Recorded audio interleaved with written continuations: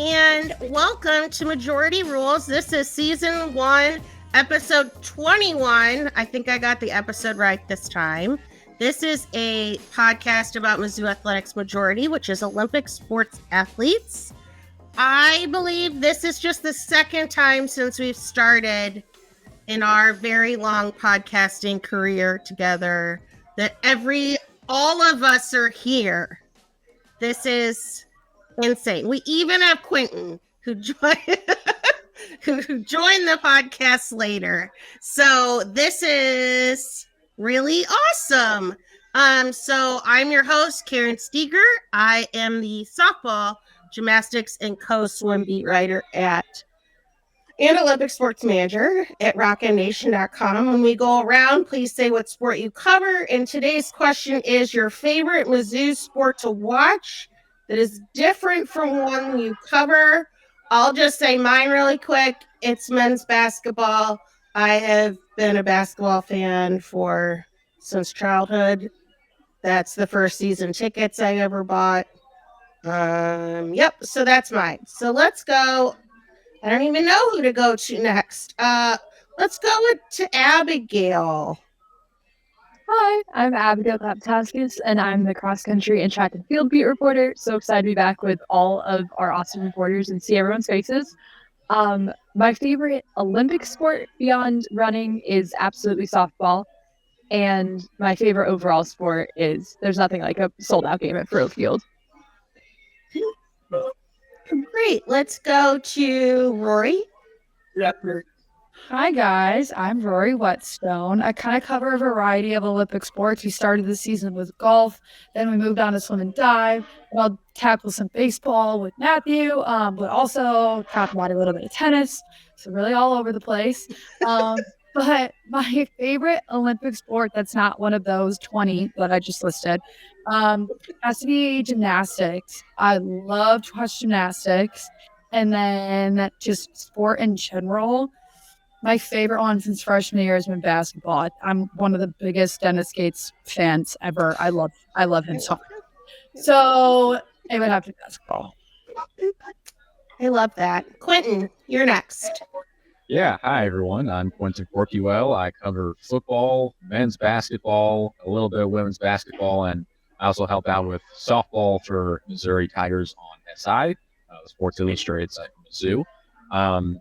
My favorite sport at Mizzou that I do not cover has to be volleyball. Volleyball is totally awesome, and I love watching it, and it helps, at least me, when Mizzou is good, which they were not. My freshman year, they were really bad, and these past couple of years have been really fun. Don Sullivan was a Grand Slam hire, and I've really enjoyed seeing the program's ascent onto a national stage, and the Sweet 16 run that they made this season was a ton of fun to watch. I love that. And then to the roommates, whoever wants to go first. I guess I will start. My name is Dylan Heinrich. I am the current soccer and women's basketball beat writer for Rock M Nation. I used to do softball for the manager. Might be pinch hitting every once in a while for Karen whenever, things overlap. But for the most part, those are my two. I don't want to pick softball because it's still near and dear to my heart, but I'm going to go with men's basketball as well. Big basketball junkie forever, and just there's nothing quite like Mizzou Arena to me. It feels just like home.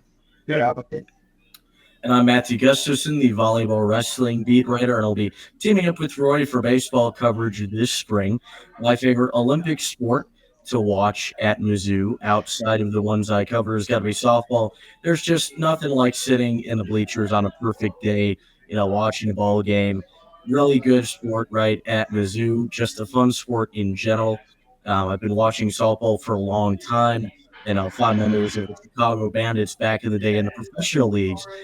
And, I have to throw this in there. You know where softball was invented? Yeah. Chicago. Well, here. Chicago. It was invented in Chicago. But my favorite overall is probably football. I've always been a huge college football fan. I don't know what I thought you were going to say. I think I'm surprised by football for some reason. But I don't know what I thought you were going to say instead.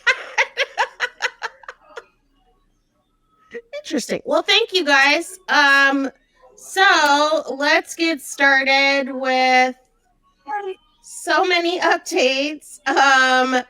We will start with women's basketball. So the Tigers are still winless in SEC play. They lost at both Oklahoma and Auburn. How about some takeaways from these past couple of games, you guys? Yeah, I mean, the case with women's basketball, it's not pretty. It hasn't been pretty all year, especially now that we've hit SEC play and that competition is at a different level. And Coach Peace touched on this before, but it's really just like it's never really one thing. One game is rebounding, one game it's your turnovers just can't quite get everything to align to finally pull off that win.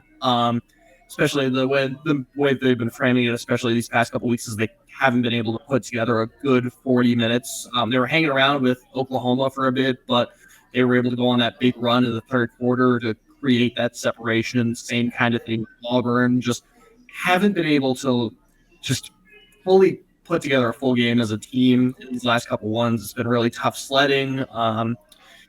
Just there's not a whole lot to say. The team's been shooting okay, but doesn't really feel like they're optimizing their usages, especially for players like Abby Schreck, which can score 20 points in a hurry. We haven't seen that from her recently.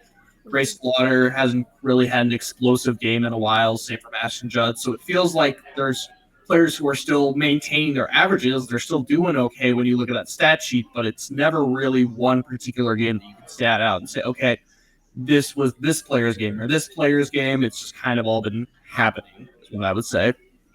I will say, if the problem with a team isn't one particular thing throughout a season, but a bunch of different things each night, probably means that you don't have a very good team. Quentin, what are your thoughts? Yeah, I actually think that's a pretty good point that Matthew brings up. I've been a New York Knicks and a New York Giants fan for a very long time. So I'm pretty familiar with what a bad team looks like. I mean, heck, even the New York Rangers this year. Got my cool hat here. No, Rory doesn't like that. I knew that was going to happen. Called it before it happens. Anyway. And by the way, I watched the Blackhawks lose to the aforementioned bad New York Rangers 5-2. Hey, all they needed was a counter to flip to 2025, and they're back. 2 points out of the wild card. Back to Mizzou. It's the same stuff. It's the same issues over and over again. And last night at Tiger Talk, Grace Slaughter was talking to our good friend Brad Trinago. Happy late birthday, Mr. Brad Trinago, one of my favorite media people that I've met here at Mizzou. Brad asked towards the end of Grace's segment on Tiger Talk, "Hey, what do you think needs to change, or these next few games you want to, get out of this run?" And I sat there, or I guess I stood there. I was next to Dylan, and I thought to myself, "What is she supposed to say?" Like, there aren't really many things that she could say where an outsider could be like, yeah. And she actually did. She pulled it off. She said, as Dylan mentioned, Mizzou just needs to put 4 quarters together. There are quarters where they look pretty good. And then it's just 1 or 2 where they get the doors blown off of them. Against Oklahoma, one of the quarters looked good. Yeah, I mean... The second quarter was... I think that, yeah. Yeah, because the third quarter, I mean, Dylan mentioned that big run. Peyton Vertels, 18 points in the first 5 minutes of the third quarter en route to a 38 ball. And there were some shots where you just kind of got to swallow it and be like, yeah, that was a good shot. There's not a whole lot Mizzou could have done about it. But there were others where, like, she's running right behind a Tiger. There are others where she finds herself wide open because there was a miscommunication on a pick and roll coverage. And that stuff at some point has got to come back to coaching. It's not like these players aren't talented. A lot of them were heralded high school recruits, and yet they keep making the same mistakes over and over. And yes, some of that does have to do with players. I don't want to go full like Rick Pitino and just blame the players for everything, because that's not healthy. Thank you. And I think that's wrong. And I think it's a combination of both. But I'll say the coach, because it's been the same stuff for a really long time. And once you acquire a certain sample size, you can come to a pretty strong conclusion about really anything. I was actually talking with Dylan last night. I was like, if basketball worked like the Electoral College and you won games based off of winning the majority of quarters, which teams do you think would have the biggest difference of hypothetical wins versus actual wins? I don't know where exactly Mizzou would rank, but I feel like they would be pretty high up there. Because, like, Oklahoma, they put together 2 pretty good quarters and then 2 really bad quarters. I think of, like, the Kansas State game last year. I think they won 3 quarters. They just got dominated in one of those quarters, and that ended up deciding the game. And so I guess it's been Kind good of to the see, Georgia game too. They Yeah, won 3 quarters, and that 4th quarter they got the doors blown off. They had it super hard. I texted you guys. I was trying not to be all extroverted in a quiet Georgetown University library after the buzzer beater happened, because they had a 2-touchdown lead. They were playing great. They let it get away. And so now look at the rest of the schedule, because they dropped the Auburn game. Auburn I had targeted as one of the better opportunities for a win. Remember last episode when I tried to say the difficult schedule ahead and I messed it up twice? Yeah, that was super cool. I've got it this time. Because I'm just going to say the rest of their schedule, because it's pretty nuts. Home Mississippi State. Here's the real ringer. At Texas, home Tennessee, home LSU, at A&M, home Oklahoma, home Kentucky. Yikes! That is very difficult. I'm uncomfortably laughing. Yeah, that is, what is it? 5 top 20 teams right there. Which is why they needed to win, like, the Georgia, the Auburn, or the Florida games. And at this point, their best opportunities are going to be at Texas A&M and at Arkansas. If they don't get either of those 2 games, we could be staring down the barrel of an over in conference play. Because with the way that Mizzou's been playing right now, I would be floored if they beat one of those top 25 teams. Especially because, like, I watch how they operate. They're on a different level most of the time. And look, they played Oklahoma kind of close for some of the time. They made South Carolina interesting for a little bit. I mean, they were kind of close with Alabama for a little bit, but at some point, the talent has prevailed. And it's got to continue to do that. And I guess you can throw cohesiveness in it too, because there just doesn't seem to be a whole lot of that going on in Mizzou as well. It can sometimes feel like a pickup game, which is never a good thing. And you think with how much like experience there is on the team, it would be a little bit better, but that just hasn't quite been the case. Yeah, I agree. I feel like there's a lot of talented players, especially in the one-on-one game, like Ashton Judlin, Nia Randall, Grace Slaughter, the one-on-one, the dribble drive. That's a lot of part of their game. But once you get kind of past that, all the sets that they run feel very stagnant. Like you was saying, there's not really a lot of cohesiveness within the team, especially on the defensive end. They're still getting beat by a lot of those back cuts. Like, it's like you would say, a lot of the same problems that not only when Mizzou was bad, but like when Mizzou was good. Like, you look back to those Sophie Cunningham eras and you still say, the turnovers, those fouling issues, the rebounding. So it's kind of been a problem with Coach P's teams forever, but it's real noticeable when you have a team like this that just can't compete in ever competitive, like the best the SEC has ever looked. And also, like, the inconsistencies have boiled down to individual players as well. Like, I look at Ashton Judd, for example. Last game, she scored 13 points in the second half, which is great. Didn't score at all in the first half. And she is one where I would like to do a deep dive on this at some point. The difference between one of her, like, one half and then the other half in terms of scoring, because she has had many games where she will both either start totally quiet and then get going, or we'll have a great first half and will not be able to carry over any of that to the second half. Now, she's done it before. The Georgia game, she was great. She was effective in both halves, which is what I had been looking for a really long time. It's just unfortunate that the game didn't end up in it. I also look at Abby Schreck. I would like to see her, and this is more of a long-term thing because she's only a sophomore. Almost all of her field goals and field goal attempts have been threes, which is fine. Like 49 of her 68 made field goals this season have been foot players. Really? Yeah. Wow.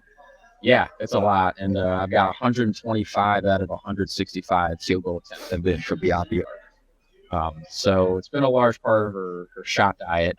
I would maybe like to see a little bit more. I think if we look at the men's side for a second, like Jacob Cruz, I think has a similar player profile in that he is a shooter first.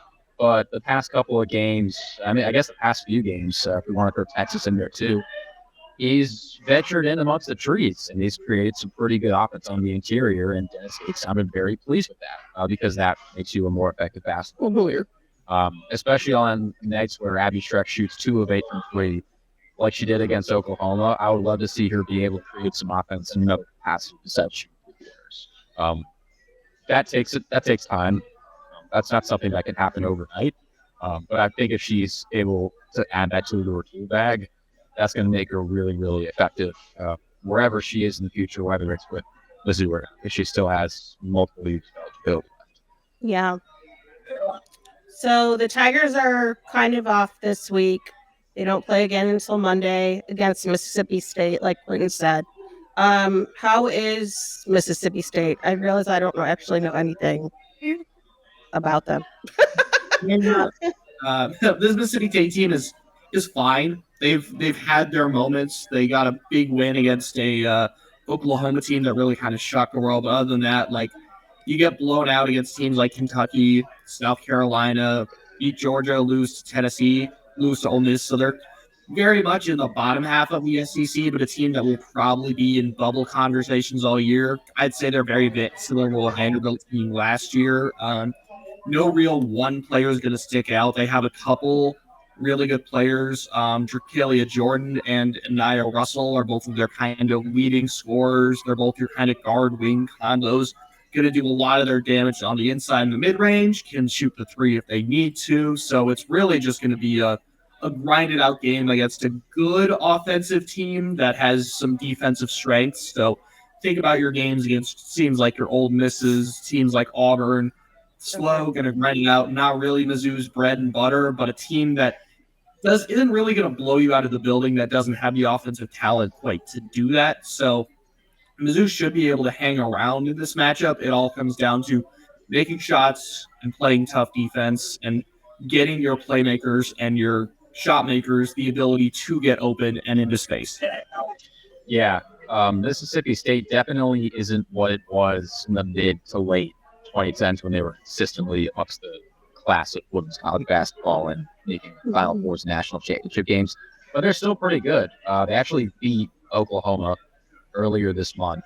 But their resume kind of resembles Ole Miss men's basketball from last year. They destroyed pretty much everybody in their non-conference schedule, which granted is pretty weak. Their only loss in the non-con was by 3 to Georgia Tech, who I believe is a top 20 team right now. And then in conference play, they got a pretty big win over Oklahoma, but got dominated by South Carolina, and then ran into Georgia A-Moore and Deja Lawrence against Kentucky, who both had pretty incredible games. And then their past couple of games, they lost by a pretty healthy margin at Tennessee. And then they lost the Egg Bowl. I don't know if they still do that in college basketball, actually. I don't know if that's a football exclusive thing, but they just lost to Ole Miss. So they've lost 4 of their last 6 games, as Dylan said, in the bubble conversation. But they've got another game before they play Mizzou. They actually play Auburn in about an hour. Oh, okay. So I'm curious to see the result of that game. But yeah, as Dylan said, they have a lot of capable scorers. Jordon Jordan was the first person that I saw. I'm curious to see how Mizzou contains Medina Oko. I think I'm saying that right. And then one of my favorite names I think I've ever seen, actually a pair of awesome names on this team. We have Denim DeShields, who is related to Diamond DeShields. Oh, Yeah. Nice.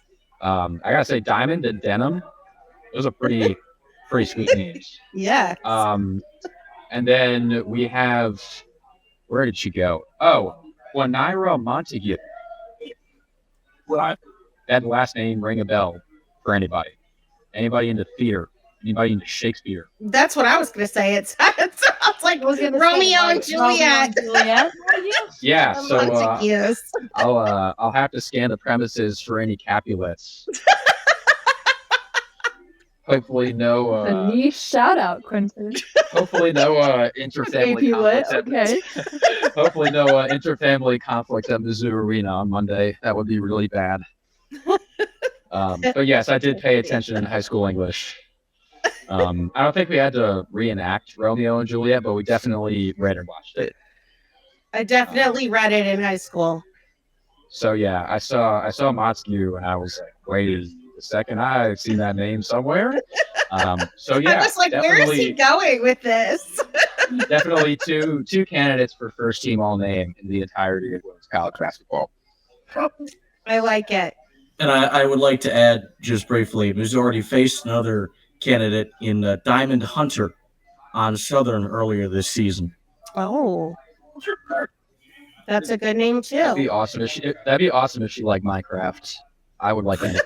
That would be really fun. Or archaeology. That was her major. So to wrap up women's basketball, Dylan, you wrote a piece recently that actually got a decent amount of comments on it. Yeah. Some weird, some normal. So tell us about that real quick.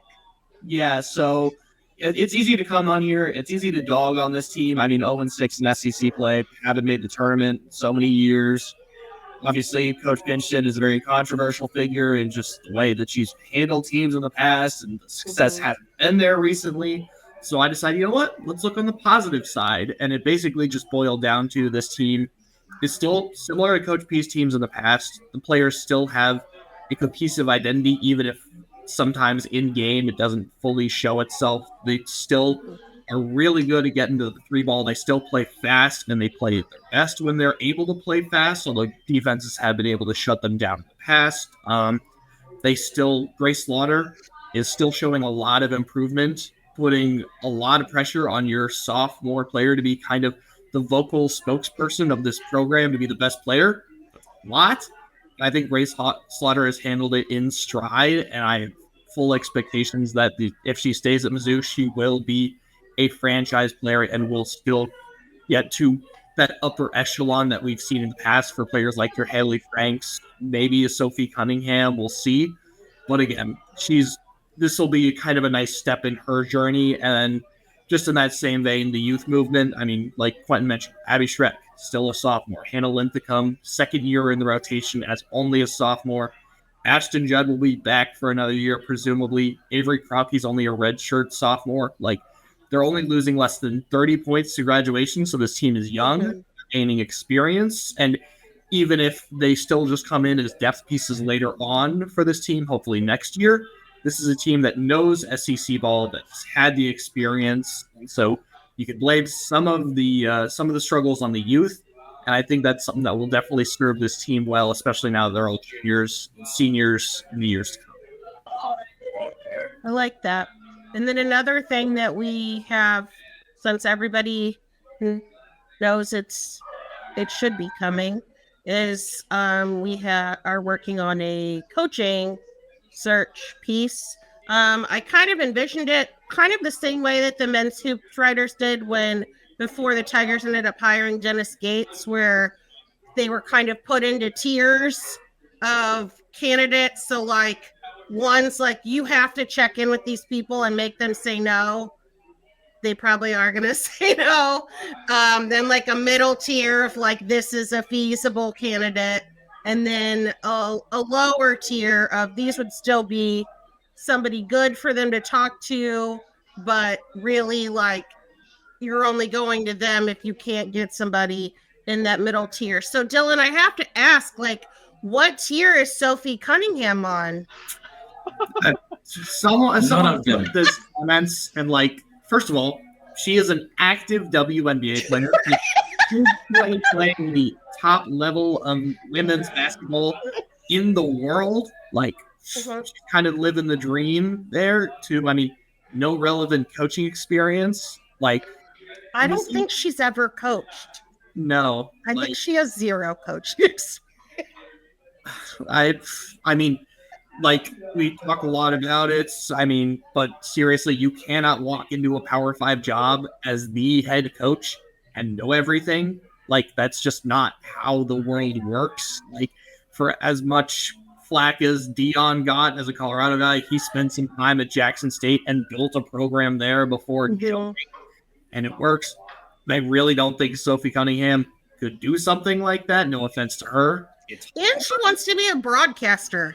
And she already has successful gigs with the Suns. She would probably be very good at an in-studio bits. I think she would fit right next to someone like Candace Parker. I think that's a really fun duo that, now that I say it out loud, needs to happen. But other than that, no. We'll get into it, but I think obviously what Mizzou needs is probably someone who, as much as we give flack to Coach Pinchton, she did go the successful route. She was a nearby mid-major, successful with recruiting in the region. I think there's still plenty of candidates. Like, you look at the most recent hire, we already mentioned Dawn Sullivan. She went the exact same route, found success at a mid-major, made the jump to a Power 5 to an area that she already knows. I think there should be plenty of candidates like that in the offseason. We'll talk about specifics later. Yeah. But I think that the candidates are there. You don't have to go searching to the WNBA Players Division to try and find for young players in the prime of their career. Everything. I promise you. And speaking of, to put it another way, Kim Anderson, right? Widely viewed as maybe the most disastrous hire in recent Mizzou history. Had far more coaching experience than Sophie Cunningham does. And he had very little coaching experience. Yes, Quentin. Oh, sorry. I don't know why I just raised my hand like I'm in fucking class. That was weird. I don't know why I did that. Yeah, if I may chime in with a hometown example, Patrick Ewing. Yep. No head coaching experience before taking the Georgetown job. Now, he had been assistant with a few NBA teams, but did not have any connections with recruits, couldn't bring anyone from a staff or players over to Georgetown because he didn't have any. And it did not work out at all. He basically had to start from scratch, which is a very difficult place to start. Not a lot of people make it out. Patrick Ewing did not. And there were other reasons why his tenure at Georgetown didn't work out. They play in a pretty tough conference. The Big East is very tough. But like he didn't have anywhere to start. Like, you think about Dennis Gates, like he brought people over from Cleveland State, both staff members and Demoy Hodge and Avor Majak and Ben Sternberg. And you're forgetting kind of an important never mind. This year, Jeremy Sanchez. Yep. Basically, a lot of Dennis Gates' success stemmed from the people that he already had relationships with, and Patrick Ewing did not have any of that. I look at Sophie Cunningham, great WNBA player, great broadcaster, great at still connecting with her Columbia roots. They just had the Sophie Cunningham Classic here.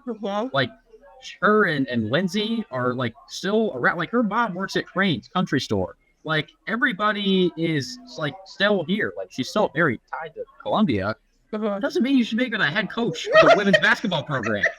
Like, Dylan, if there was, part of my French, Dylan, if there was a get the fuck out of here team with your coaches, like, put Coach Cunningham there. Like I said earlier, I would be floored if Mizzou won any of their next few games against top 20 competition.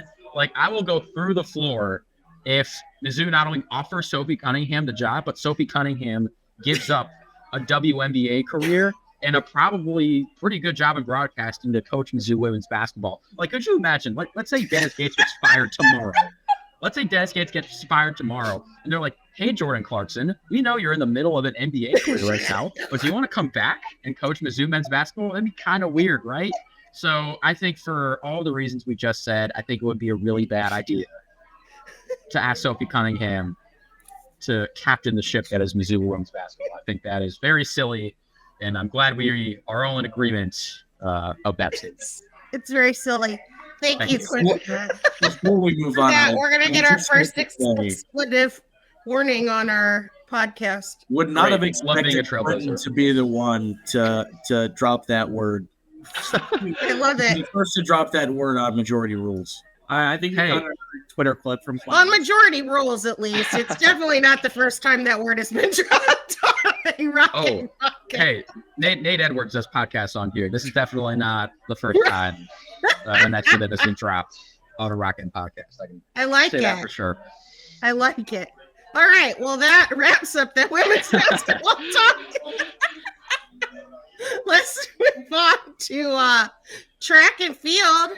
Abigail, Tigers competed this weekend in the Show Me Showdown at Hearnes Fieldhouse. How'd it go? It went really, really well. If you want a bit of bright sunshine after that women's basketball review, let me tell you about the track and field program. First of all, they've got so many brand new recruits and young freshmen who are already setting program records.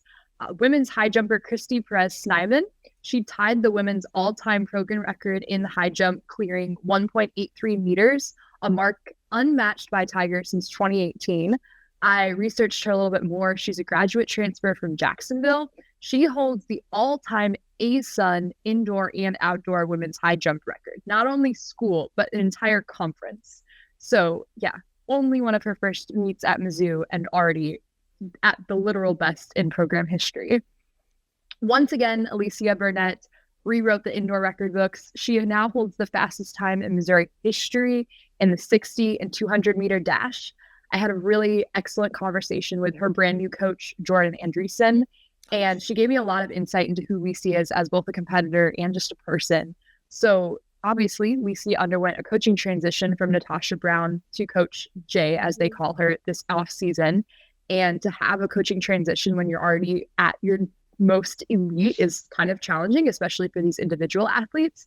But she was so complimentary of her poise, her just disposition as a person. She said that Lisi, to welcome a new coaching style has been a blessing, and she just wants her to understand that their job is to make her successful. Like that margin of error and excellence when you're competing against the best and the best in a 60-meter dash that takes but a breath is so fine. And she said that Lisi has really bought into where they're going from here. She also said that she's, quote, a warrior and one of the hardest working athletes we have in the entire program. And they have the best athletes in program history currently competing at the Hearnes Center Fieldhouse. So that is an incredible compliment. And I'm really excited to learn her story a little bit more. In the short sprints era, we have Robert Hearnes and Steven Marks. They both have set back-to-back personal bests, season bests, same thing. In their last two meets, Hearnes took gold in both the 60 and the 200-meter dash. The 200-meter dash, 400, 4x4, shuttle relay, and some of those mid-distance are event areas in which Mizzou has not competed really very well or at all in invitationals in prior seasons. They've kind of just been short-staffed, as I would say. So it's exciting to see him have early success in the 200 meter. That's especially when you go to compete at SECs where you start to get some points back if you want to be competitive as a team rather than just individually. And Coach Jay said both look fantastic and that those personal bests we're already seeing are only the beginning and to expect for both of them to shave off a lot more time. So incredibly excited. I get to watch them compete in person for the first time now that I'm back. And on a personal note, one of my closest friends from high school will be competing from Wash U. So I'm really, really excited. Full circle. Maybe I'll even interview her. And yeah, should be really cool. That's exciting. And we'll have one of our photographers is going to be there. So we'll actually have photos of track. Oh my gosh. We won't have to try to find him from somewhere else. Athletes after they compete. Like, this is really cool, guys. I'm incredibly excited. My stories get to be beyond just the record books and the splits. I get to put some faces to some names that I have been reporting on for a while now. So yeah, I'm really, really excited. Can you tell? Yeah, I'm really excited for you. I think that I'm going to try to go. It just, yeah.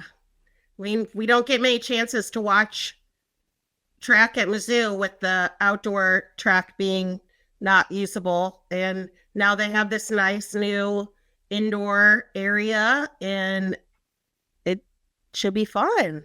Yeah, I'm not sure who's competing yet. The heat sheets haven't been released, but one of the interesting things in my interview with Coach Jay was she's saying one of the advantages of Missouri getting to host is that they get to control the competition that they invite, which is really valuable for some of their younger competitors. She said, we want to set them up for success. You don't want to put them out for failure in their first, this is the first time they're competing against collegiate level talent ever, which is faster, stronger, jumps higher than anyone that you've ever competed against. And to invite a lot of these local, more regional opponents really gives you the opportunity to feel fast, and confidence and mental mindsets are so important in this sport. So I had never even considered that, but that makes a lot of sense. Just as any other team would establish a non-conference schedule that makes their players look good, you want your freshmen and your new recruits to look good and feel good and compete well. Yeah.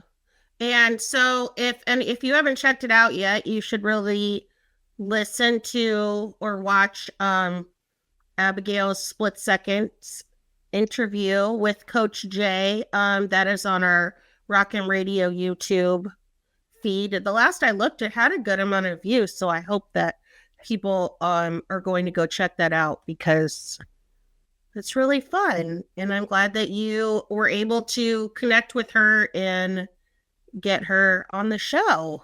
Yeah, I'm really excited. I have some more connections coming up, and it's just cool to work with a program that every program wants to be covered, but then to put that in action and make themselves available to journalists. And I really, really appreciate Coach Jay's patience. The multis events are not something I'm incredibly familiar with. The heptathlon and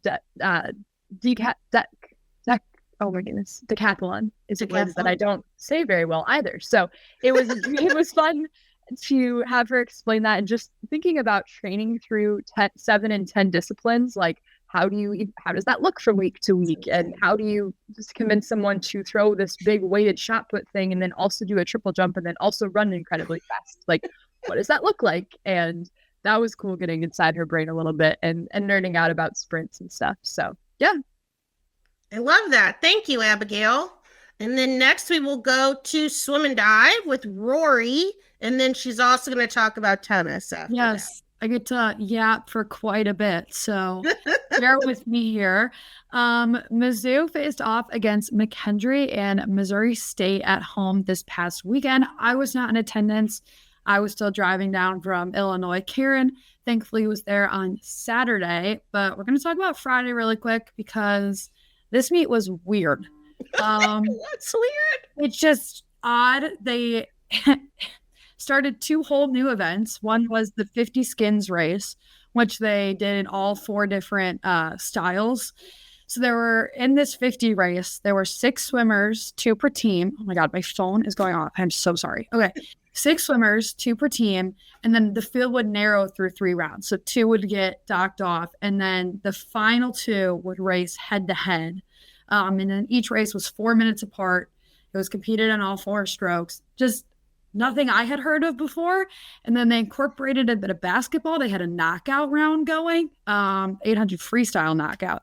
So that I do understand. Yes, that would make sense. I've done knockout races in practice when I was swimming. Yeah. That makes sense to me.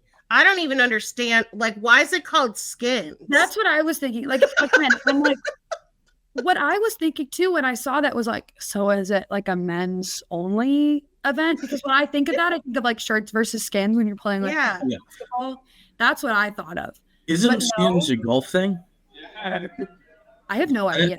I think skins is like a form of golf competition. Yeah. So skins is I believe, a type of golf competition. I worked at LA Nickel and Lake of the Woods for a summer, so I heard that word a lot. Okay. And I think it means competition. I haven't actually played skins myself in golf, but I believe it is golf. Yes. Also, Rory, when you said they incorporated basketball into it, You were thinking they were playing like, basketball? I literally thought there was like a basketball. Like they had to, as they were diving off the diving board, they had to like shoot a basketball. I was like, I should have phrased that completely differently. And swimmers are notoriously not coordinated enough to do that. No, I think you phrased it perfectly well. Like, I loved the suspense that built up. Thank you. I was really just knock you all down. Yeah, so the 800 freestyle knockout, just the basketball term, no basketball included, also started with 6 swimmers, and then one would get eliminated, 150 yards through the race, and 300 yards through the race, and 450 yards through the race, and 600 yards. So then the last 2 swimmers had to race that final 200. So just kind of odd to throw into this this event. And then the rest of Friday had 150-yard events, which you don't see regularly. So just kind of an odd little lineup they had going. But, it also that I included in the preview was McKendree and Missouri State. This was the perfect time for Mizzou to grab those wins. The women won against Arkansas at the very beginning of the season, which was quite a bit ago. They have remained consistent. They've been really close, and other competitions just haven't been able to pull away with a win. But this was the perfect time, which they did. And I'm trying to, where did it go? The men and women held a 1-0 all-time record against McKendree, and the Tiger men were 37-1 all-time against Missouri State, while the women were a perfect 21-0 against Missouri State. So very positive heading into the meet, and that is what they did. It was scored weirdly, so instead of it being all the competition against each other, it was Mizzou versus McKendree, and then a whole different score for Mizzou versus Missouri State, which normally it's just 1, 2, 3 versus separated. The Missouri women, it breaks my brain, right? Like, I don't understand why. There was really no reason, but I'll take the 2 wins, I guess. So the women swept the podium in both backstrokes, both flies, the 100 free, the 200 IM, and the 1 and 3 meter diving events. And then the relays took the top 2 spots in each. That's all that counts in a relay, is those top 2 finishes. They won 14 out of the 16 races, which was what I expected. If you want to go look back at that preview, just from past experiences, and I went back and compared all the times, there's a big time advantage that the Tigers had. I think it was the confidence booster they needed heading into the SECs, just to mark another win off of their schedule. The men also had a ton of success, but their one true sweep on the podium was actually in diving, which another great thing for them. And they won a total of 12 out of 16 races. So just domination across the board from them there. Some top performances we can focus on. Peyton Drexler in the 500 free had a season best and was fast enough to place second. There were no best times in the 200 back, but instead of just sweeping the podium, they went 1 through 4. Which was just huge. It's impressive. I know that it's okay, these teams aren't as competitive as some of the other foes that they face this weekend, but still to be able to do that is huge. It's not easy to do whatsoever. And then Zara Allen had a 100 breaststroke first place and season best time of 1:62 seconds. Grant Pachensky for the men fully went undefeated at home in the 100 back, which is crazy. Which I guess he'll end his season that way. Because they don't have another dual meet or anything like that. So it's kind of odd. It's not what they've done in the past. I was looking at their previous schedules last couple of years. They normally have another meet or two before the SECs. They don't this year. I couldn't tell you exactly why. I'm working on trying to get you guys an answer to the why. But yeah, back to the men. Freshman Luke Niebrecht was a double winner. He won the 50 and the 100. He's had a ton of success in the 50. He doesn't always win that event just because of Missouri's got a couple other really fast swimmers in that event, like Grant Pachensky, but he's just shown success all season, has consistently improved. So that'll be good looking into next year.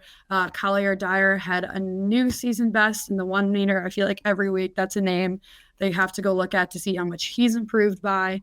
And Tommaso Zanella's score went up by 16 in that event.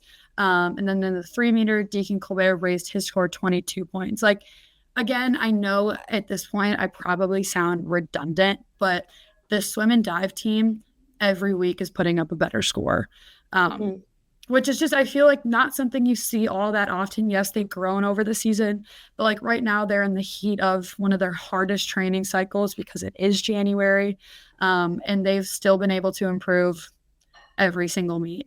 And then, so they've got a break for a bit. They won't swim until the SEC championships, which is in late February. Earlier this season, they kind of what had Grievers called was a mini SECs. They didn't do too hot. Like, personally, they did really well at just improving those personal bests, those season bests, those times. But Missouri as a team didn't finish all that great.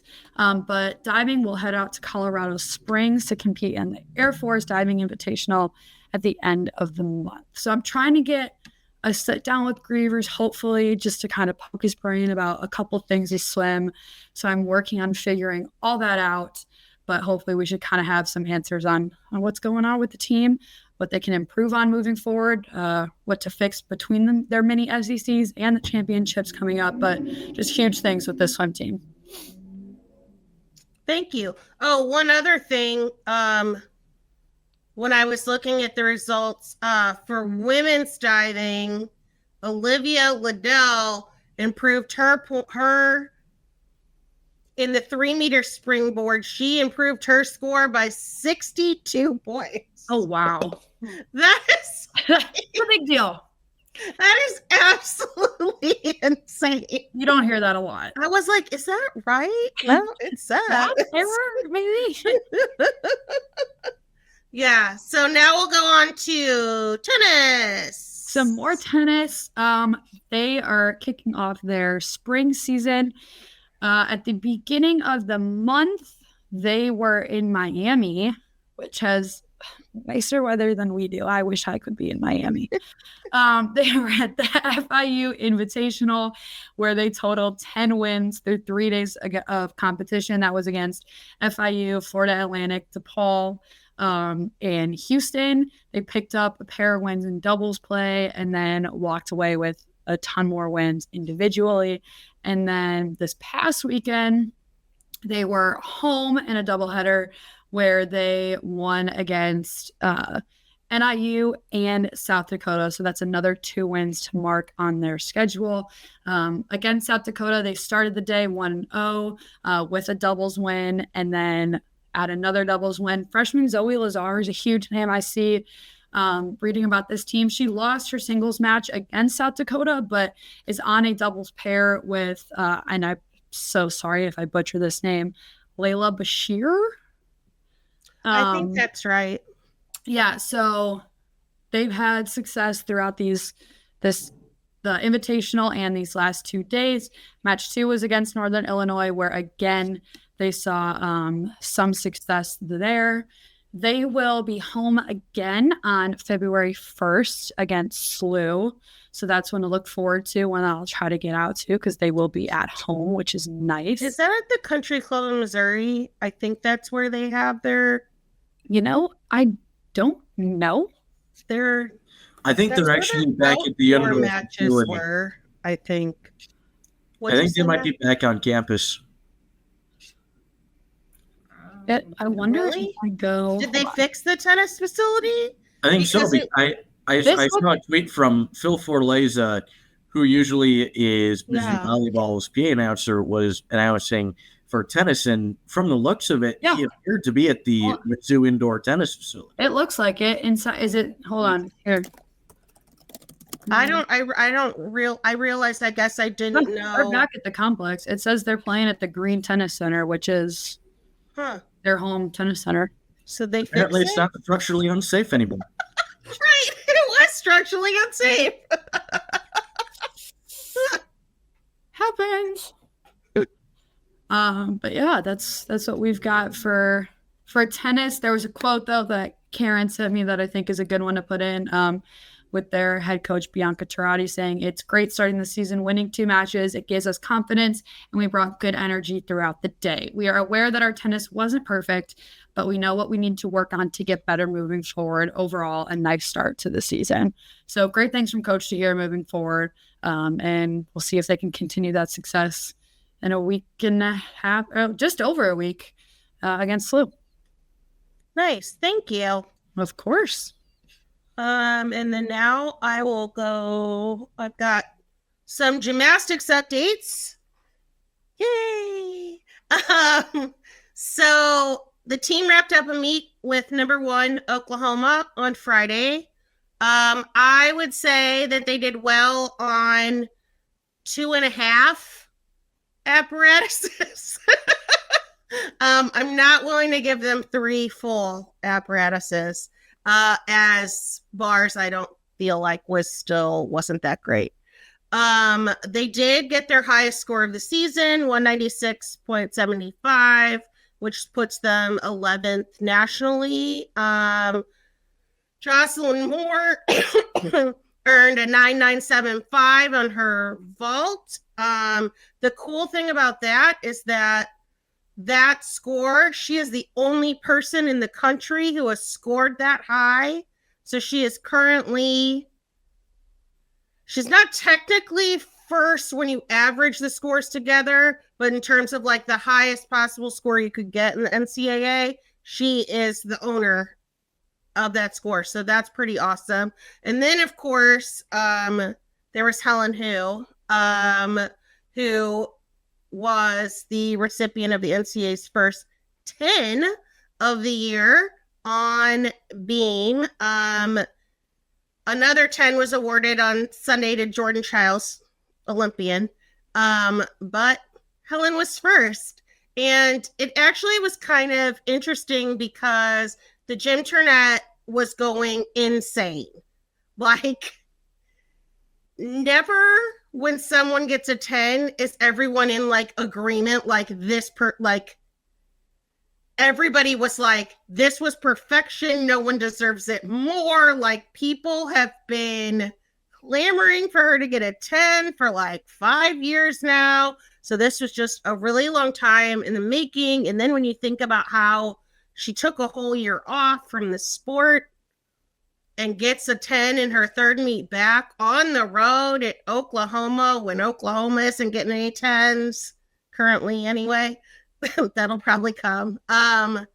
It's just really cool. So she, of course, is another one that is now, if you look at the highest scores on the apparatus in the country, she is at the top. So that's 2 Mizzou people on top out of 4 events. So that is really awesome. Of course, for her work, she was awarded SEC Specialist of the Week honors, and that night she was featured as number 5 on SportsCenter's top 10. I'm glad, like, I thought that they'd just stick her 10 because she got a 10, but I'm glad that they thought like she deserves better than to be number 10.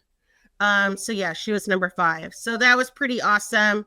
I thought I don't know what made me think of this, but I was like, I'm going to do a SWOT analysis. So strengths, weaknesses, opportunities for improvement, and threats. So in terms of the Oklahoma meet, beam and vault, which have failed Mizzou in the first 2 meets, were their strongest rotations. There were no falls on beam, and a number of people got season highs on vault. Thanks, Abigail. In terms of weaknesses in this meet, floor was not good, but I refuse to consider that to actually be a weakness of Mizzou because it's just not. It just happened to be really weird. And if you want to know how weird it was, go read my very long recap. It was interesting. And it won't happen again. So I'm not going to say that's weakness. Opportunities for improvement, landings.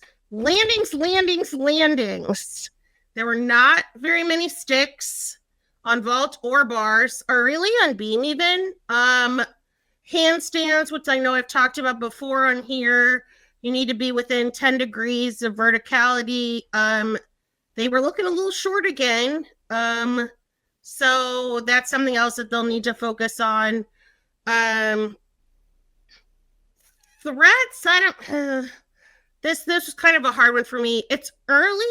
It's still early in the season. We're only in week 4. But the Tigers haven't really put together a solid meet yet with 4 strong rotations. In week 1, bars was awesome. In week 2, floor was awesome. In week 3, it was beam and vault. They're going to have to start hitting that 197 sweet spot score soon if they want to be considered in the top of the teams in the country.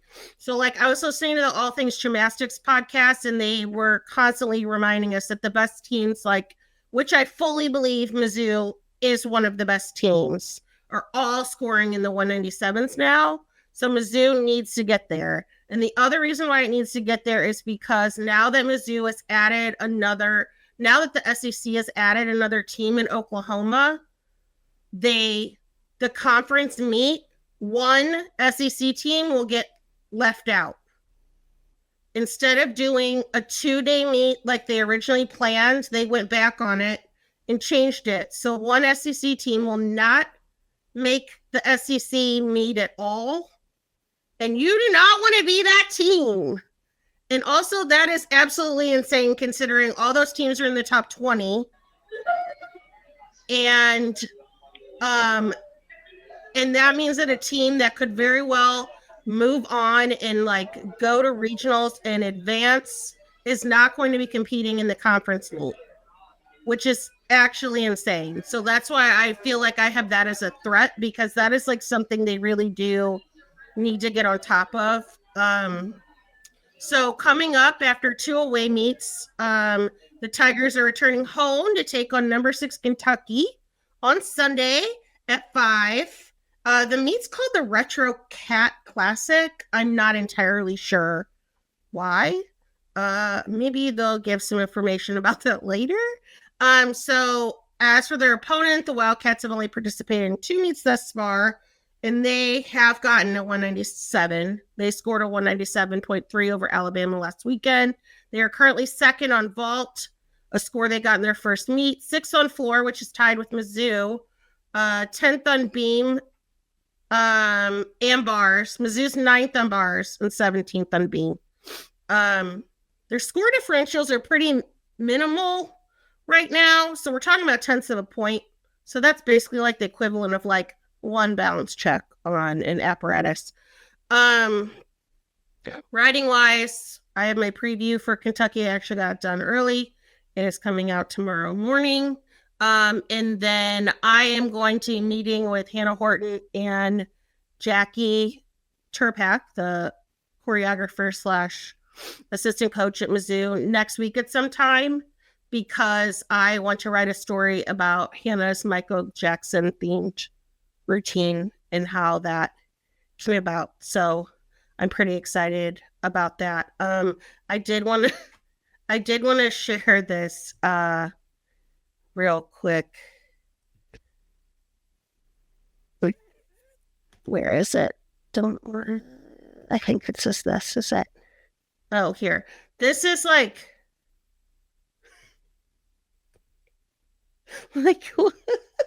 This Sunday, 5 p.m. at Hearnes. Be there. This Sunday, 5 p.m. at Hearnes. Be there. That's what I mean when I say in bed barrel shape. Quentin, that's basically what you did on the podcast 2 weeks ago, right? Like that, I thought I saw you do that. If I even attempted to do that, I would require an immediate hospital visit.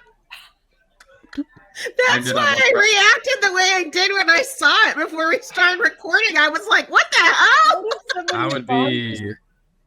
I would have had to pull the Brady Cook on Homecoming, go to the hospital, get checked out, came back to the Need the podcast. juice. I love gymnastics because other sports you get people who are like, oh, I could do that, or like I could be on the starting 5 or whatever. And then gymnastics, it's just the great neutralizer of like I couldn't attempt any Like bit of there's any no of way it. No, in this I'm earth. terrified. People's bodies don't bend that way unless you're Helen Hu. I love that they exist in this like other sphere of It ability. looked like that it no was one like out of a else has. horror movie. Fantastic. Like, your body's not supposed to bend like that, Helen. So yeah, that's all I have for gymnastics. And then we will wrap up with in-season sports with wrestling and Matthew. Tiger Style won 2 meets. 2 meets. 2 meets, yep. Mizzou now 4-7 on the season. They're 3-1 actually in the Big 12. So they've had quite a successful conference year so far, going back to they won their home opener against Northern Colorado, and then they won both of those meets. Arizona, obviously, now in the Big 12. So that's how you get to 3 right there. Starting off, win over Utah Valley. It was close. It was 18-16. Mizzou won the first 5 matches of this contest to lead 15-0. The highlight, Jake Craps standing in for Cade Moore at 133 pounds. First ever dual meet start as a Tiger. He gets the 9-2 decision over Case Smager, who despite not being one of the top wrestlers in his class at 133, has been a multi-year starter for Utah Valley. Craps really impressed with his offense. He had some lightning fast low single leg shots, which helped with the scoring there. All around impressive victory for the true freshman. It's really clear that he has quite a lot of potential. I'll highlight one of the losses, 165. Joel Milan losing a very narrow 3-0 decision to 4th-ranked Terrell Barraclaw. I highlight that because I'm going to bring up Milan later on. And Mizzou, the lead just starts to slip further and further until they lose the lead at 197 pounds. 9-5 decision, Cale Benny over Jesse Cassat. And so it all comes down to 285 and Jarrett Stoner, the backup for Seth Nitzel, and he comes through in the clutch with a 5-1 decision to give Mizzou its first win since late December. Forbes getting in deep on an ankle pick in the second period, but Stoner winning the scramble and scoring the takedown, the only one of the match, and getting that 5-1 victory. Also impressive on top, riding for nearly 1 minute and 45 seconds before Forbes escaped. By that point, too late for a comeback attempt. Heading into the Arizona State meet, what I would say is easily their best meet of the season. Yeah. They get a 21-15 win over the Sun Devils. Starting off, Gage Walker, narrow a loss to the defending national champion Richard Fick. Walker, true freshman, wasn't expected to start this year, like I've said, and he's looked really impressive against some of the top wrestlers in the country. Hasn't necessarily taken down one of those top-ranked guys quite yet. Not that you would expect a true freshman to do so, but the fact that he's able to keep it that close really shows you how much potential he has going forward. And then Cade Moore, I've talked about it before, the struggles throughout the season, gets his first dual meet victory. Not only does he get his first dual meet victory of the year, he gets it in a 13-3 major decision, and he gets it over a ranked wrestler in 23rd ranked Julian Klebov of Arizona State. Had a big move in, I believe, that second period. Gets a takedown, in the third period. Escapes, goes for a high single leg shot, brings Klebov to the mat, gets a takedown and a 4-point near fall. He nearly got a pin with that as well. Rides out, or gets enough riding time for the 13-3 major decision. 141, Josh Edmond, another bright spot. 17-8 major decision over unranked Daniel Miranda. We've talked about Edmond kind of struggles to build up points as a wrestler. Sometimes you'll see him go really defensive towards the end of matches to try to maintain a lead. Not what he did here. He went for those team bonus points, and he was successful in that. So we'll see if that can be a turning point for Edmond, who a lot of it may just be kind of that mentality as a wrestler, getting that changed. And then one final really big victory here. Two more. Cam Steed getting a ranked win over Nico Ruiz, 18-17. Steed finally back on the mat for the Tigers after a couple of injuries strung next to each other. He gets the win via injury default, but that is kind of a sneaky, doesn't really show how it was going. He had an 11-0 lead about halfway through the first period. So he was heading towards, at the very least, tech fall, if not eventually getting a pin. He got 2 separate 4-point near falls after that takedown, which was almost right off of the buzzer. So that 1 extra point that he may have gotten for the injury default really wouldn't have affected the outcome of that duel. Really, the 6 points were reflective of how good Steed was wrestling in that contest. And then Joel Milan, he stepped up. He started his career at 133 pounds. Last night, he wrestled at 174 pounds. Holy crap. Been just bumping up weight class after weight class after weight class. I think it was funny. I saw somebody there. I'm assuming the Milan family was wearing a Milan sweatshirt, but it had 149 pounds on the back of it, which tells you just how much he's bumped up even this year. He was 149 last year. I think he's usually a 157-pounder is what he's supposed to be, but he bumped up all the way to 174, and he gets an 11-1 major decision over Giovanni Maggiore, a true freshman. So not facing the highest quality of opponent, wasn't facing Arizona State starter, but nevertheless, bumping up that far and getting an 11-1 major decision when your team is really counting on you to get that victory is incredibly impressive. He's had a lot of assignments thrown at him, some very tough wrestlers, and this time he's able to get that win and some really impressive riding, some strong mat returns for him as well. Overall, a very impressive victory. Mizzou gets it done, and they've got some momentum all of a sudden heading into a ranked matchup against West Virginia. Mizzou currently ranked 23rd. Arizona State, I'll add, was receiving votes, unofficially the 27th ranked team in the nation, and West Virginia is 20th in the nation. So this one, uphill for Mizzou, but you get Cam Steed back. You get Seth Nissel back, both of them in that dual meet. You're still missing Colton Ox, but, we'll see if he's able to make his return on Sunday. That would be really big for Mizzou. So now you're starting to get some guys healthy, right? Gage Walker is to the point where you would really consider him to be a starter. And then Zeke Seltzer seems to have taken over at 149 for Logan Joffrey. So they are not missing anywhere near as many starters or starter-level wrestlers as they were as recently as a couple of weeks ago. Yeah, and Keegan will be back soon, right? February? Yep. I think that they've said he's out for the month of January. They didn't specify anything past that, so it's possible that he can miss parts of February, although I think really they have a meet maybe on February 1st and 2nd. They face Oklahoma and Oklahoma State, and then I don't think they have a meet until the 20th or 21st when they're back home for their season finale against Iowa State. So a little bit unclear as to whether he'll be back for that Oklahoma trip or not, but I would be very surprised if at the very least he wasn't back for the Iowa State tour. So you were there in person for those. So I know that, they've lost a whole bunch, but those were also on the road. So what do you the mindset of the team seem to be? I think that they were certainly more offensive-minded than they've been in the past. Like I said, Josh Edmond, right? Usually, despite being a better wrestler than some guys, he's not necessarily going to rack up points.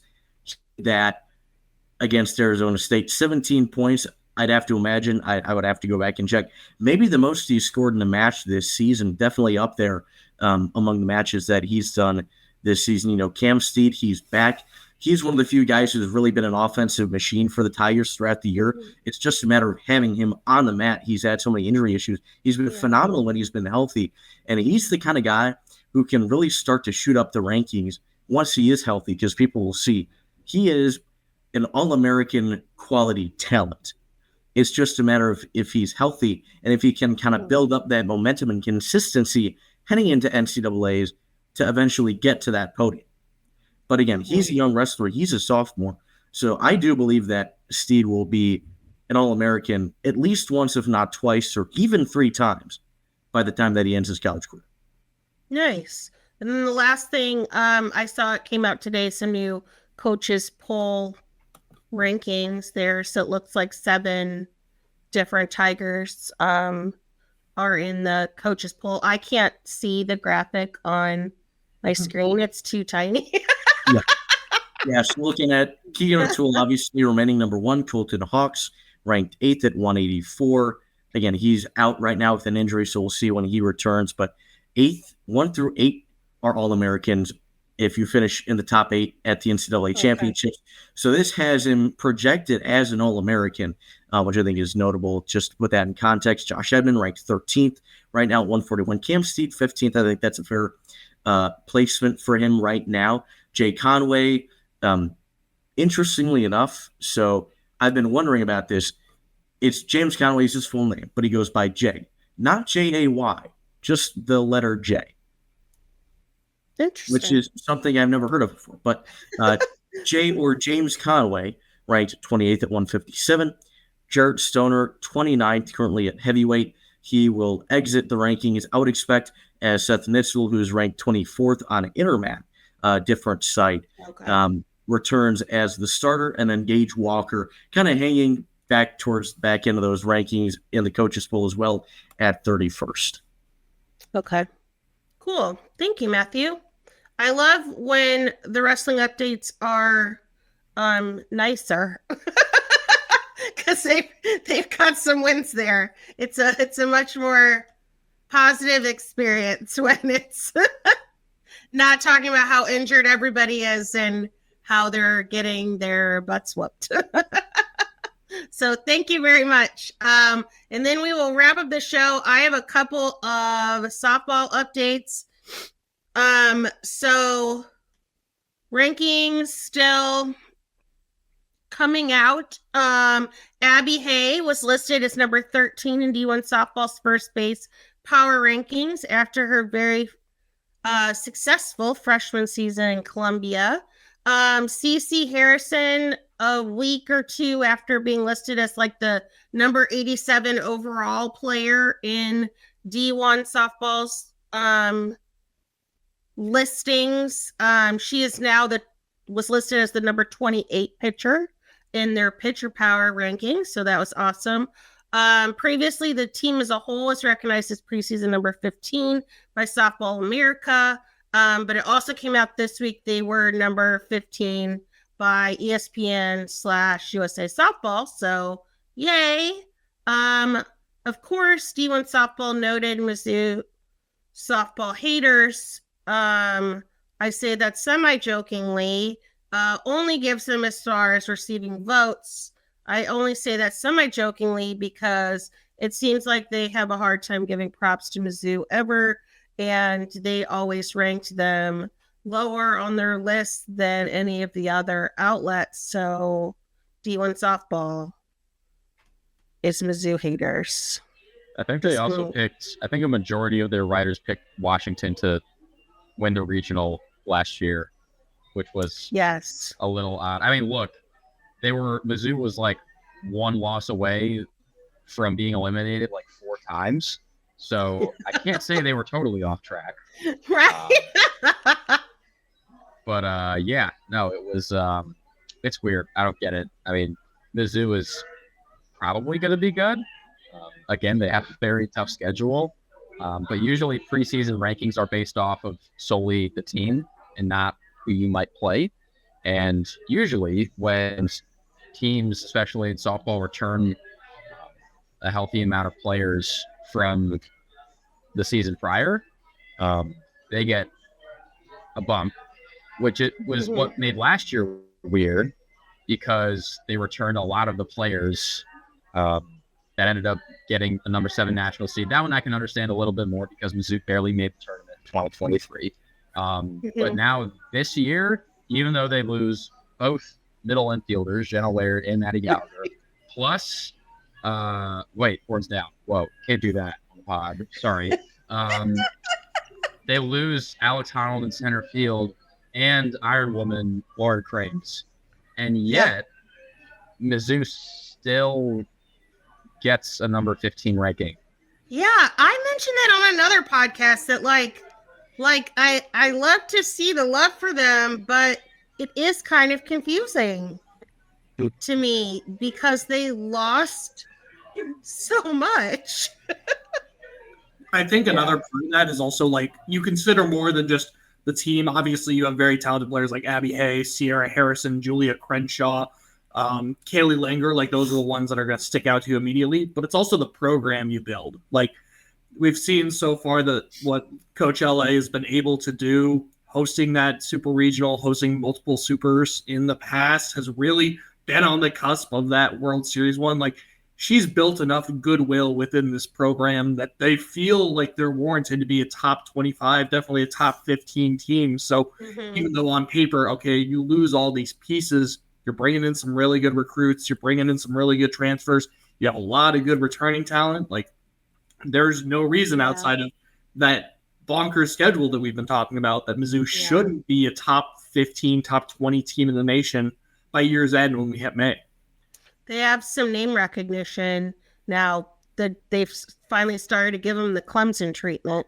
I say that because Clemson pissed me off so much last year because they just lose continually, yet still be ranked so high. I think, and it was like, what are they doing? I think Duke probably felt the opposite. I mean, they haven't had a softball program for very long. They were, like, by a lot of metrics, a top, 17, and they got the 10 seed. And sure enough, they beat Mizzou barely, but they did it. And speaking of Duke, it was announced today that the rematch is going to be on MLB Network, which is super cool. And there are a couple other schedule updates too. So that was a big one.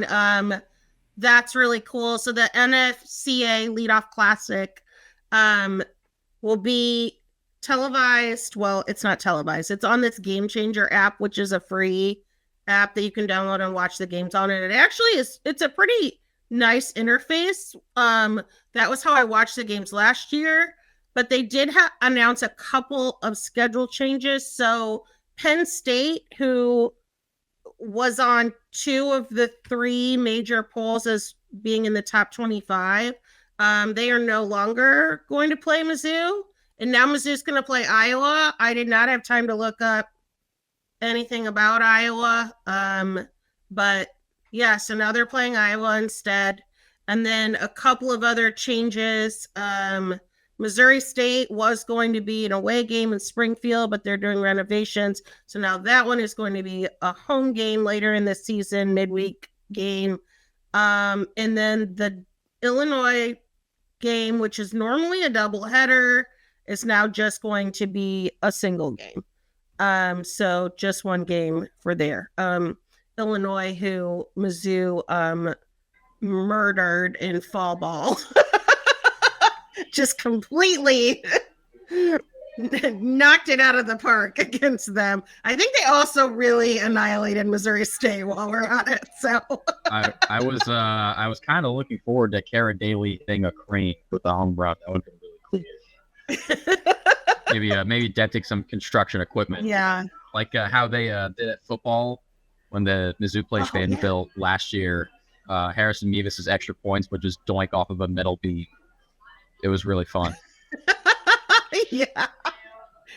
So that's all for me. And then I forgot, we actually have a volleyball update from Matthew because some cool news was announced today. Yep. But first, speaking of construction, maybe, that furrow magic with the new Block M in center field, maybe that transfers over to Mizzou softball stadium, and maybe that's why they're ranked so high, is because they're counting in that transfer of magic over to the stadium. But that's just my slightly sillier take on it. No, that's completely reasonable. It's completely reasonable. Who knows? We'll see. I mean, they get both Texas and Oklahoma at home, so it's going to be put to the test in the very first season. You just got fined by the Big 12. But anyways, so with the departure of assistant coach Arla Wilson to Central Michigan, she got hired as the head coach there by the Chippewas. There was a vacated role, which is really not that surprising, being filled by Jenna Gabriel, who was the technical coordinator for Mizzou the past couple of seasons. had a successful playing career at Texas, and then her final season, she transferred to UNLV. I think she was actually going to be a grad assistant there, and then actually decided to use her final season of eligibility with the Rebels. So played for Dawn Sullivan, and then immediately after that, transferred over to be technical coordinator. So not a shock. Former professional player as well. She's played in Puerto Rico and then played for the San Diego Mojo in the PBF in their inaugural season. So professional player, successful collegiate career, young aspiring coach, and the big first step for her being promoted from technical coordinator to assistant coach. And then we have two more professional signings to talk about with Mizzou volleyball. First off, libero defensive specialist Carolise Perez-Catala has signed with Las Changas de Naranjito in her native Puerto Rico. It's actually her hometown team. Nice pronunciation. Thank you. I pride myself on pronunciations.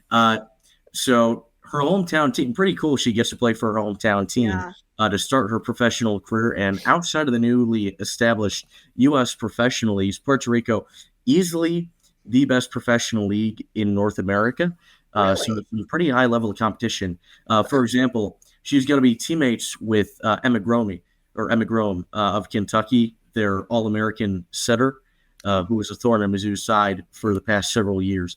So that kind of tells you the level of professionals that they're getting over there. And then Colleen Finney signing in Greece with AO Lamias 2013 in Greece's A1 Ethniki Women's Volleyball League, the country's highest level.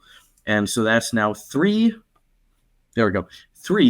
seniors who have signed for Mizzou among their senior class. Jordon Andreassen not yet signed, but when talked to her after the Kentucky match, sounded like she may take this season off and then head into the professional ranks next year. Interesting. Well, that's cool. I love to see some well-deserving players get a chance at the next level. So that is awesome. And I'm really excited for, I guess, Coach Gabriel. Yay. All right. So we've reached the end, guys. Please head to Rock M Nation.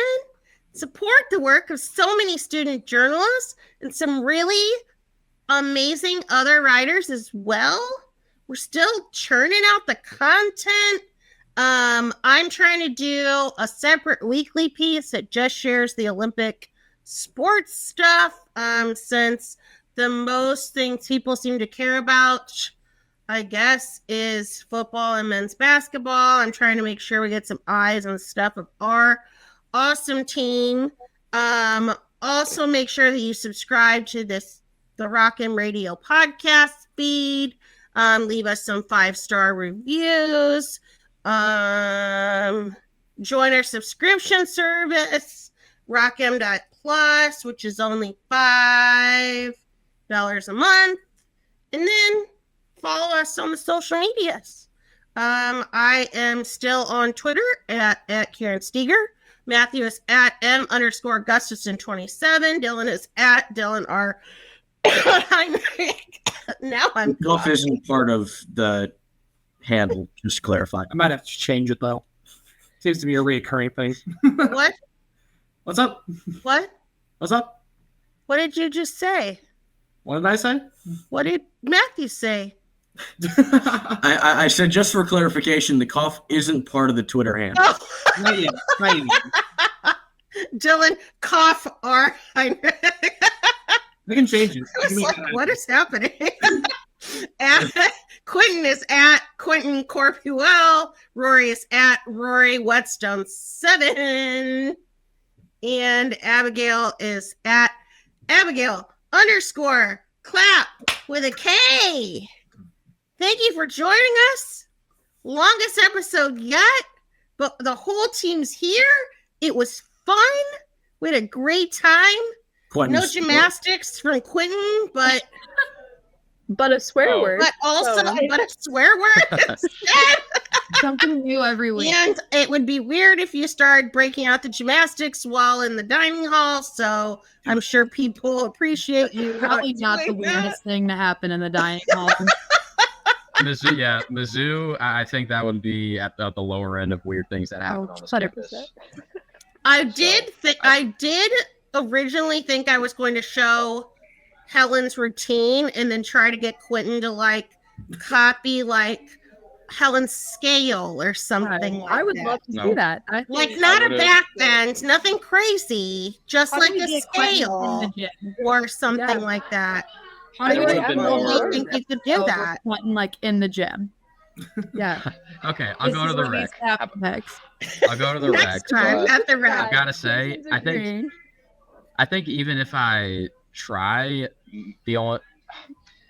there would be more injured than my bones and joints, my pride, my ego, probably a little bit of self-confidence. Yeah, I probably not, but maybe. We'll see. So your assignment is just watch her routine and see if you can figure out any part that you can replicate. Okay, so are you also telling me I should watch the moon landing and see if I can get up to space myself? Leave a comment down below and tell us how much you want Quentin to do this with you. And if you're willing to contribute for his hospital bill, after Yeah, actually, I'll probably find more for Can we that. start a GoFundMe? Yes. My hospital bill that does not exist yet. Just planning ahead. Pending hospital Take it out of the Rock M pool. Hey, I've already. Recommendation. I'm disappointed. This is not the ambition of the journalist that I'm used to out of you. Right? Hey, I've already been to Commitment the to the craft. I've already been to the MU hospital once, and it's a great facility. I just don't feel like going back. I'm not saying you need to like do what she did in that video. I'm just saying like she's got to have some sort of skill that you can mirror. Well, I appreciate your belief in me. I will stretch for about 30 minutes before I attempt, Okay. and then we'll see what happens. So, Okay. if you see me pulling up to any in-person Rock M event with a crutch, a boot, or a limp, don't be surprised. And blame Karen. You know, anything No. for the podcast. I'll be a good teammate and blame myself, because everything Okay. comes back to me at the end of the day, and I'm responsible for my actions. Oh, Look at that responsibility. no, that Hey, it's one of the 4 great core values here at the University of Missouri. on that note, thanks for joining us, everybody. We'll see you next time. MIC. You. Bye. Thank you, everyone, for tuning in to Rock M Radio, a proud partner of Fans First Sports Network. Rock M Radio is the official podcast network of Rock M Plus, a new and exciting subscription service provided by me and the other voices of Rock M Radio. Please take a few moments to head over to rockm.plus and sign up for an account today. The cost is only $5 a month, and the benefits include access to our live podcast, a subscriber-only message board, weekly newsletters, and more. If you enjoyed this episode of Rock M Radio and would like to see more just like it beamed directly into your personal device, make sure to click the subscribe button below and tell your friends. Our podcast feed is available through the Apple Podcast app for iPhone, Google Podcast app for Android, whatever app you listen to your podcast. You can also find Rock M Radio on Spotify. If you're looking for a podcast about your favorite team that is not the Missouri Tigers, Fan First Sports Network is your answer. A full podcast network loaded with the team-specific podcasts covering Major League Baseball, the NFL, NHL, NBA, MLS, and more. And we'll be back with more episodes of Rock M Radio coming to you soon.